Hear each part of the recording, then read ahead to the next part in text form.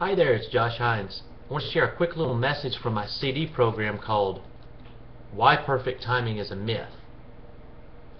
And the lesson I want to teach on, just real quick with you, is called Seek the Advice of Qualified Mentors. Now, that's probably going to sound obvious to some people, but it's amazing to me how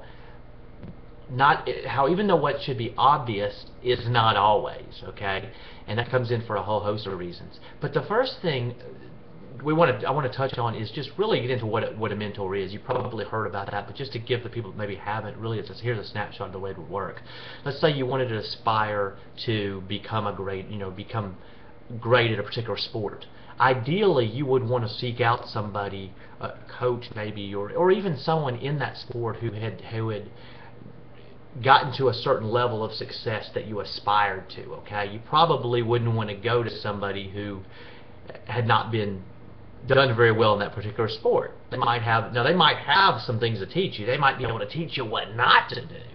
Okay, and that could be very valuable too. But for the most part, you want to learn from people who have kind of proved themselves in that area. Same thing with if you want to aspire to a particular career goal or a particular business. If you want to aspire to a particular place in a career or an industry, you probably don't want to go to the people who are just who can't stay employed or continuously in a different position. It's not to say that they haven't had things that have happened out of their control, but for the most part, you don't want to model those. You don't want to learn those behaviors. You don't want to learn what they did. You want to do the exact opposite. Okay, so you want to seek out. This is all kind of obvious, needless to say. But here's what I hope that you do get, is that even though it seems obvious, there's still this part of us that seeks validation from others. In other words, maybe it's a family member or a friend, and so we have this great idea, this dream that we believe we can do, and we want to go for, and we don't know if we can accomplish it, and so we're reaching out to everyone to share our idea and our dream, and lo and behold, the person that we respect the most, and we just want we want them to believe in us, and we want them to believe in our dreams and that we have what it takes to go. They say, "Oh, Josh, I don't know if you can do that. I don't know. That doesn't sound like a bad idea. What are you going to do if you don't accomplish it? How are you going to feel?" And all of a sudden, they're draining down our dream, and all this because we care for those people, and because we believe in them, and we want them to believe in us. We take it personal, and all of a sudden, their frame of reference that they're going on. And that's not a bad thing. You just got to remember, they don't believe that they can accomplish it.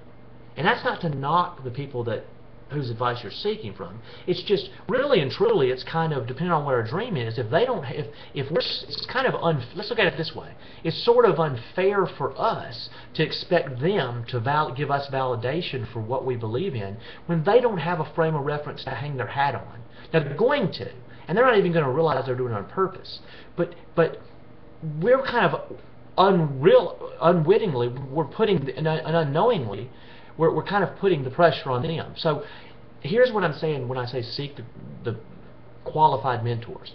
I'll give you an example. In my life, when I first started out with the business that I'm in, and was basically just started with a website and sharing ideas, I would reach out to just about anybody. Buddy, if you had a pulse, and I thought something of you personally, it would be family, friends, what have you, I would ask you what you thought about the idea. And some people would just say, "Well, hey, go for it." But then, of course, there were a lot of people, some people that would say they would doubt the idea, and I was taking it personal.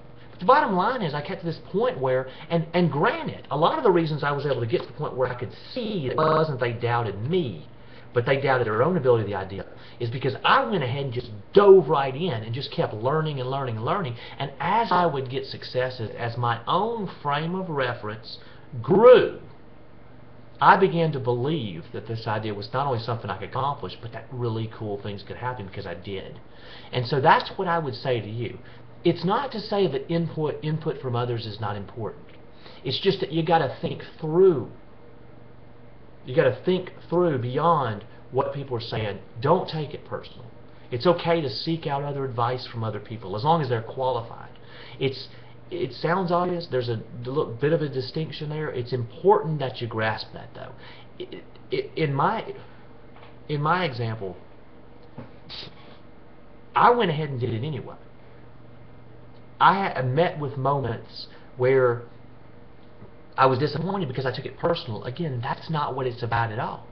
Seek out the people who are qualified, and they'll not only encourage you, but you'll get a whole bunch of great advice on what you can do and shave off years of the learning process.